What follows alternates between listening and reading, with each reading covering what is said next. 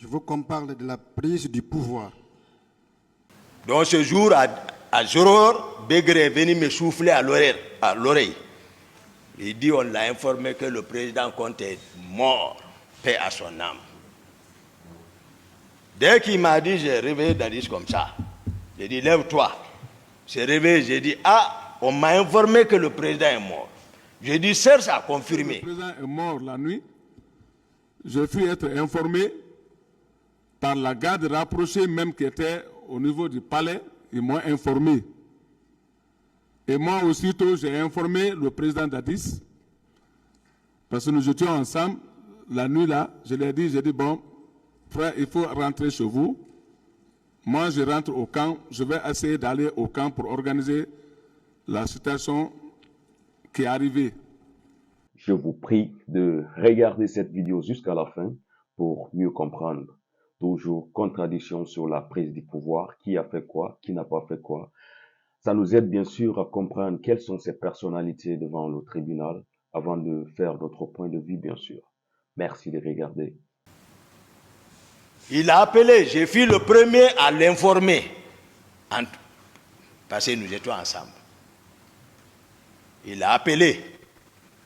Ses relations, ils ont confirmé. Tout de suite, l'énergie lui est revenue, comme s'il ne dormait pas. Il me dit, Toumba, allons en ville. J'ai dit, non, on ne va pas en ville, sinon on risque de se faire prendre. J'ai dit, donne-moi l'argent. Il m'a donné l'argent. J'ai dit, bon, prends ton véhicule. On a l'habitude de laisser les hommes chez lui, à domicile. Tu vas leur prendre rendez-vous au camp Alfaya. Il dit, tu as raison. Il est parti, on s'est quitté. Je suis resté, j'ai donné consigne, j'ai partagé l'argent aux autres. Nous étions au nombre de 16 personnes. Ça qui a réussi, j'ai donné consigne, rentrez, vous préparez rendez-vous au camp Alfaya. Marcel était avec moi et un autre. J'ai dit, vous, nous bougeons ensemble. Marcel et moi, on est venus chez moi, à domicile. J'ai dit, bon, toi, tu habites au camp. Tu rentres d'abord au camp, tu te habilles, tu te prépares, tu observes, tu viens me chercher encore. L'autre a oublié son arme, j'ai dit, tu vas chercher ton arme, tu viens me trouver à la maison. Et ce qui fit fait, Marcel est venu, l'autre est venu. Pendant ce temps, Dadis est arrivé avec sa troupe au camp. À ce niveau, je vais préciser. Le général Sekouba Konaté, tout le monde sait qu'il était le commandant du bataillon des troupes aéroportées, c'est-à-dire on appelle Bata. Il était très armé, très fort. Dans la capitale, il n'y avait pas un autre. Bien qu'étant d'accord avec Dadis, mais bien que Dadis soit, c'est-à-dire détaché comme service d'appui peut-être, ou autre chose, je peux appeler comme ça, mais il relevait toujours du commandement du général Sekouba Konaté. Bien que vers la fin du règne du fait général Conté, Dadis fut nommé par décret comme directeur général des hydrocarbures des forces armées guinéennes. Mais c'est un béret rouge. Donc, de facto, il relève du général Sekouba Konaté. Donc, c'est des rivaux. Et le général Konaté avait la force encore. Ces hommes aussi étaient pour lui, pour qu'il prenne le pouvoir. Donc, Dadis est arrivé au camp. Le général Konaté est basé là-bas. On m'appelait partout. Et moi aussi, je suis arrivé. Pendant ce temps, le général Toto a pris le camp. Il a pris le bataillon char, il a pris l'altérie, il a pris le bataillon. Parce que le commandant de camp à l'époque était Fotedi. Il était avant le commandant de l'altérie. Le commandant aussi adjoint du camp était le colonel David. Et il a pu avoir tout ça, il a pris le pouvoir. Dieu dit devant tous les officiers, tout le monde, vous allez voir d'où est parti, c'est-à-dire les griefs de certains contre Toumba. Toumba n'est pas aussi comme ça, Toumba est réfléchi. Quand je suis venu, ils étaient au bataillon, tous les officiers. Tous les officiers, ils étaient au bataillon dans la salle de réunion. Le pouvoir est pris par Général Toto. Le voici. Dadis est assis. Konaté est assis. Tous les officiers sont assis. Mon frère, le colonel Tchegbouro, assurait le secrétariat. Toto préside, il parle, lui il note. Tous les autres sont assis. C'était fini. Mais moi, j'ai promis Dadis. Je l'ai promis, c'est-à-dire, et puis on a pacté, c'est-à-dire, il m'a vraiment rassuré. Voilà, et puis je l'aime. Ça, c'est clair. Moi, lorsque je jure sur le Coran, je ne reviendrai plus en arrière. Parce que Dieu dit, Ya ayyuhallazina amanu, lima taquluna ma la taf'aluna. Kabura magtan inna Allahi an taqulu ma la taf'aluna. Il dit, vous les croyants, ne dites pas ce que vous n'allez pas faire. Si vous le faites, il dit, c'est un grand péché. Ce n'est pas un petit péché, c'est un grand péché. Là où moi je suis arrêté, je sais que ce que je dis, ce qui sort ici, il y a les anges qui notent. Il dit, il dit, chaque âme que j'ai créée, il y a l'ange gardien qui note. Je ne parle pas pour parler. Je ne veux pas que les gens divisent. Nous divisent, ce n'est pas bon. Je suis sincère. Le colonel Tebro, qui assurait le secrétariat pour le général Toto, lui, il a encaissé. Je suis venu, j'ai dégagé le garde-corps qui est dehors. Et ils sont enfermés dedans. J'ai brisé la porte, je suis rentré. Il y a eu silence et le général Toto a balayé du revers de la main comme ça. Ils sont ici non qu'à être sincères. Ils auront confiance. Comme ça. Il dit, mais ça c'est de l'indiscipline. J'ai dit, quoi? Qui? J'ai dit, là où tu es arrêté, assis, tu ne bouges pas. Tu es arrêté. Je veux qu'on parle de la prise du pouvoir. La deuxième chose, je veux qu'on parle de M. Claude Pivy en tant que soldat, le soldat Pivy et le ministre Pivy. La troisième chose, je veux qu'on parle du commandant Abou Bakar Diakité, alias Toumba. La quatrième chose, je veux qu'on parle des questions qui ont été posées et qui sont directement en rapport avec le président Dadis. Ce n'était pas pour vous, même pour lui. Je veux qu'on parle du complot contre Dadis. Et enfin, je veux qu'on dise devant ce tribunal à qui a profité ce complot. Je reviens sur le premier point, la prise de pouvoir. Je voudrais qu'on en discute en détail. Dites-nous comment le pouvoir a été pris, comment les choses ont évolué jusqu'à ce que le président Dadis soit désigné comme le président. Je veux qu'on en parle en détail. Et je souhaite vraiment que vous donniez les vraies informations à ce tribunal pour éviter toute dissipation, toute confusion plutôt.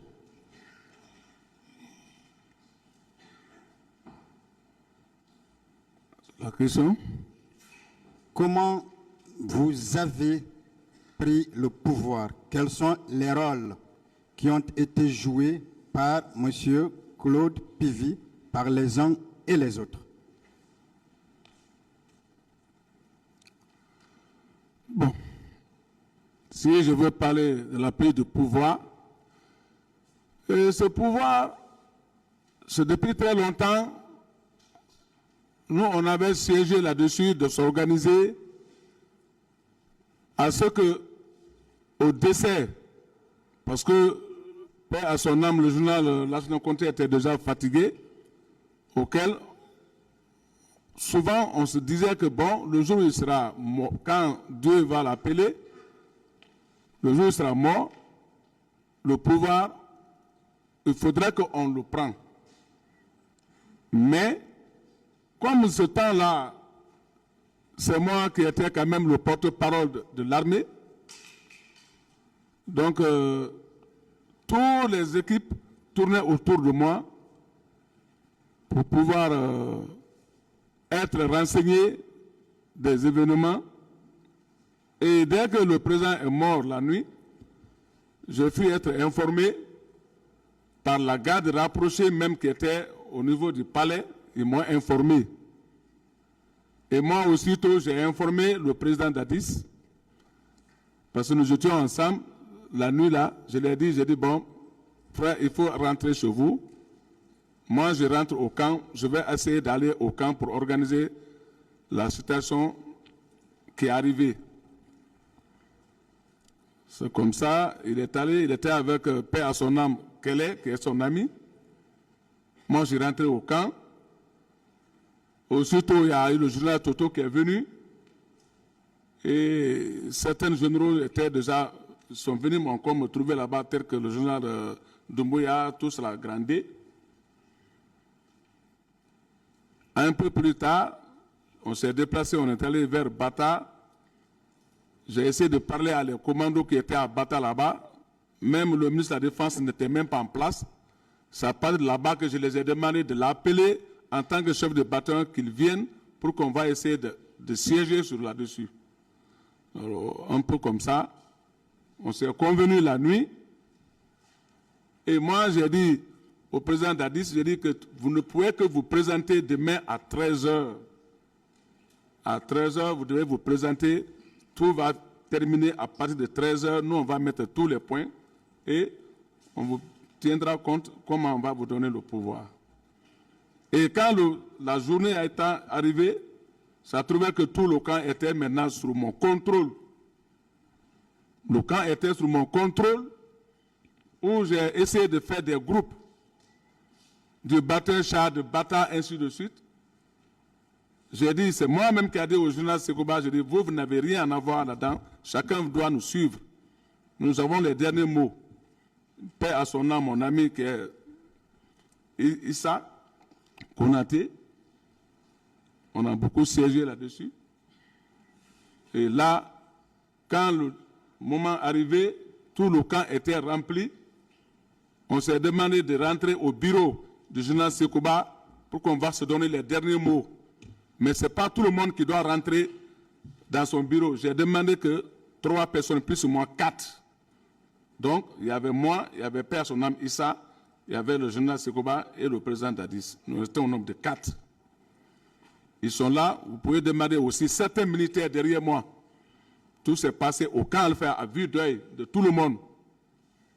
Donc, il y a Konaté, il y a Paix à son âme Issa, qui a pris la parole. Il dit, bon, voilà, maintenant, là où nous sommes, il s'agit maintenant de faire la désignation de celui qui va être le chef de l'État pour la transition, pour être le président du pays. J'ai dit non. Il a dit, bon, c'est Sekouba qui doit être le président. Moi, j'ai tapé la porte, la table, j'ai dit non, tu ne dois pas dire ça. Très longtemps, nous, on a jugé nécessaire que le jour où Dieu va nous donner le pouvoir, là, on va donner au capitaine d'Addis.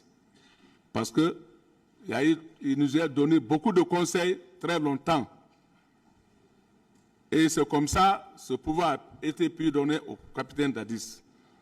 Donc, j'ai demandé à Sekouba que vous devez être le ministre de la Défense auprès de votre camarade. Lui, il va être le président.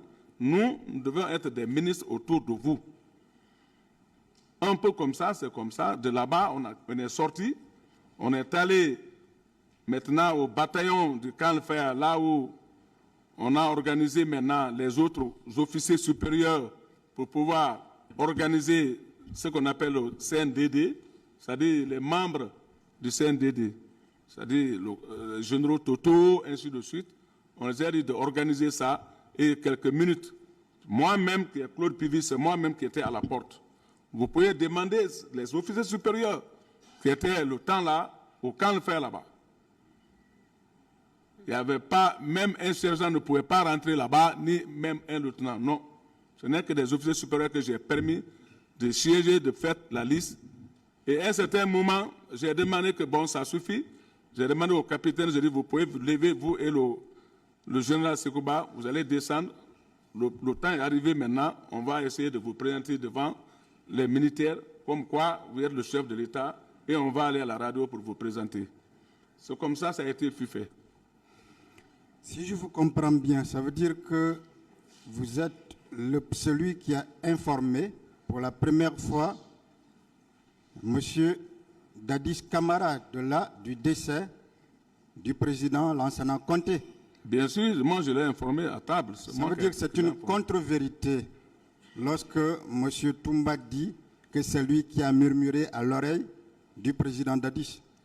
Et là, a été le premier à informer ce dernier du décès de feu général Lansana Conté. C'est bien cela?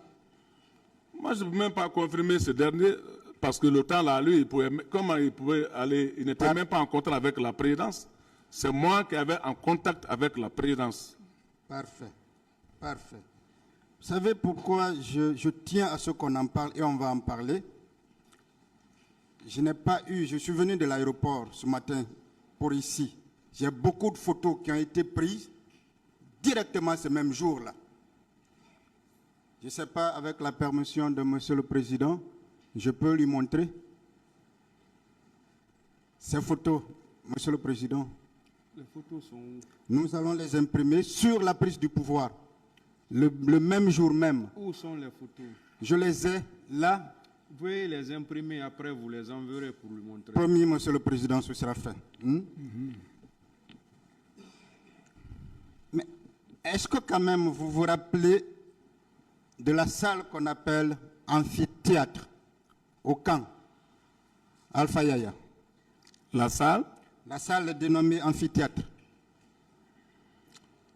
Bon, moi, la salle, le bureau de Sekouba, général Sekouba, et le grand bureau au bataillon. Je parle de ce grand bureau-là. Oui, bien sûr.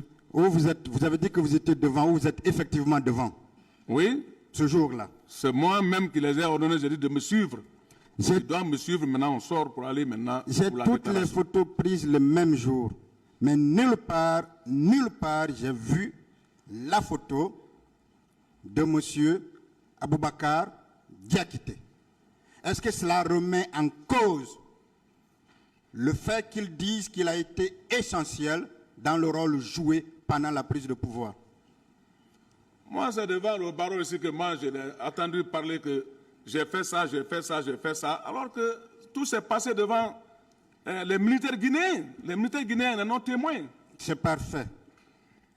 M. Aboubakar Diakité a dit, juste par rapport à cette prise de pouvoir, que le militaire guinéen le plus armé à l'époque était le général Sekouba. Et lui, il était le patron du Bata, c'est bien cela? Il était le chef de bataillon du Bata. Est-ce que si vous n'étiez pas aussi essentiel, aussi fort, vous pouviez prendre le pouvoir au camp Alpha Yaya en présence du militaire le plus armé et le plus craint? Est-ce que c'était possible si vous n'aviez pas été là? D'abord, avant que le général Sekouba rentre à Canfer, c'est moi qui l'ai donné l'ouverture parce que j'étais le porte-parole. Quand il a quitté Massanta, c'est moi-même qui a ordonné le camp d'ouvrir le camp pour qu'il rentre. Malgré le fait qu'il soit le patron de ce camp, il a fallu vous pour qu'il rentre au camp. Le bataillon était sous mon contrôle. C'est bien ça? Bien sûr. Le bataillon était donc sous votre Tout le camp était sous mon contrôle. Est-ce que vous confirmez que le général Sekouba lui-même voulait le pouvoir? Si le général Sekouba voulait le pouvoir. Bon, moi, je ne peux pas savoir s'il voulait le pouvoir, mais il ne pouvait pas prendre le temps là, devant nous. De toutes les façons, il ne pouvait pas le prendre, n'est-ce pas? Oui. Est-ce que vous confirmez aussi que le général Toto voulait aussi le pouvoir? Bon, chacun de ceux-ci là, il voulait le pouvoir, parce que peut-être ce sont des officiers supérieurs, mais ils ne se sont pas manifestés. Toujours ce jour-là, je voudrais que vous disiez publiquement qui avait humilié le général Toto. Est-ce que Marcel? Est-ce que M. Diakité? Ce jour-là, personne n'a humilié le général Toto. Ce jour-là, Ce jour-là, vous personne. l'avez humilié. Personne. Parfait. Si je vous comprends bien, donc, la décision de la prise de pouvoir a été prise entre vous, Monsieur Claude Pivy, Feu Issa, Général Sekouba Konaté et le président Dadis Camara. Merci. Monsieur Aboubakar n'était même pas là. On ne le voyait même pas là-bas le temps là. Faut pas... Mais- On nous fait comprendre qu'il est allé détruire plusieurs postes de résistance. On est même allé jusqu'à penser qu'il était extraterrestre et qu'il avait juste pris sur lui un corps humain. Vous pensez que lui seul, à cette époque-là, pouvait bien mettre ou prendre 3 camps en même temps? On a fait appel à tous les camps de se rendre au camp Alpha tranquillement et chacun s'est rendu tranquillement au camp. Donc tous les responsables des différents camps étaient déjà au camp Alpha Yaya. Absolument. Donc il n'y avait pas de raison qu'un autre quitte pour aller dans un autre camp. Non. Vous savez, je vous crois. Vous savez pourquoi? Parce que si ça n'avait pas été le cas, la prise du pouvoir n'aurait pas été sans effusion de sang.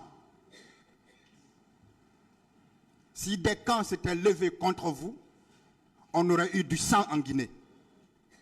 Est-ce que vous pouvez au moins le dire, même si tout le monde le sait, qu'en 2008, le président Dadis a pris le pouvoir sans effusion de sang? Effectivement, Nous venons alors de regarder ces deux versions des deux personnes qui se réclament personne focale sur la prise du pouvoir en 2009 par le CNDD. Et vous et moi, nous sommes que des spectateurs, mais ces vidéos vont nous aider à faire réellement une vision sur les personnes qui sont aujourd'hui devant la barre. On ne peut pas dire qui a raison, qui n'a pas raison. Le bien est que ces deux personnes ont aussi cité des témoins. Peut-être que ces personnes ne parlent pas de la même scène, ou bien qu'il y a eu deux prises de pouvoir en 2008, on n'en sait pas. Mais les témoins qui sont cités ici, leur comparaison sera quand même très bien pour qu'on puisse connaître réellement qui dit vrai, qui dit faux. D'un autre côté, si Dadis vient et qu'il dit réellement et qu'il affirme réellement ce que Granco est en train de dire ici à la barre, d'une part, d'autres personnes vont dire que non, il est en train de laver le dos de Granco, ou bien qu'il est en train de se rallier à Granco pour mieux inculper Toumba. Mais aussi, de l'autre côté, il y a Granco qui a signalé aussi le nom du général Konaté, et que si général Konaté vient ici pour dire des choses en faveur de Toumba, il y a aussi un autre côté qui va aussi dire qu'il est en train de laver le dos de Toumba et qu'il est en train de se rallier sur le côté de Toumba pour mieux l'apporter une crédibilité. Cette histoire, c'est tellement dur, surtout dans un pays où il y a une diversité d'ethnies, où chaque fois que les gens parlent sur ce problème, d'autres vont penser que non, non, non, tu as déjà une partie prise ou bien que tu es déjà ethno. Tout ce qui est bon à dire ici, c'est que Dieu merci, on a un tribunal, des gens qui sont spécialement formés pour ces histoires comme ça. Nous, en tant qu'observateurs, on va juste regarder et laisser la cour apprécier parce qu'ils vont prendre en note tous ces petits paramètres pour comprendre, premièrement, qui est la personne devant eux et aussi ensuite faire la part des choses, c'est-à-dire trancher un verdict final. Merci à tous de regarder cette vidéo. N'oubliez pas, l'objectif reste toujours le même. 50 000 abonnés, bientôt c'est la fin d'année. Je compte sur vous et on se retrouve à très bientôt pour une nouvelle vidéo. Merci.